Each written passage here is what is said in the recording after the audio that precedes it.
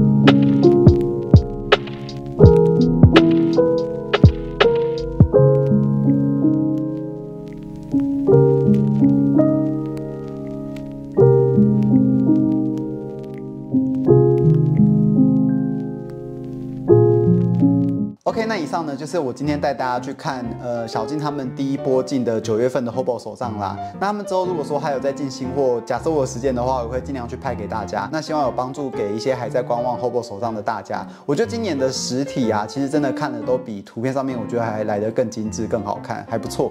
那今年呢，小径一样有提供我一些小礼物要抽奖送给大家。那往年呢都是留言抽奖嘛，那今年我想要来一点不一样的，因为我在小径拍手账啊，你们看我拍手账影片这么久，那些老观众你们一定已经也看了很多年了嘛。我这次想要挑战看看，让观众们猜说明年2025年呢，我选择的是哪一本 A6 的手账，是 A6 的哦 ，A6 的手账，我已经跟小径定了，就是我明年要使用哪一款。然后想让大家来猜猜看，根据你们对我的了解，你们到底有没有办法正确的命中哪一本是我明年的命定款呢？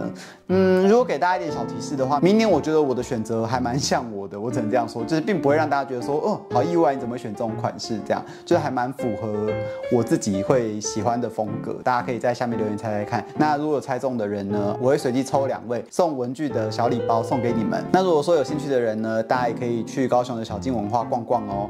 OK， 那今天影片就是这样啦，大家拜拜。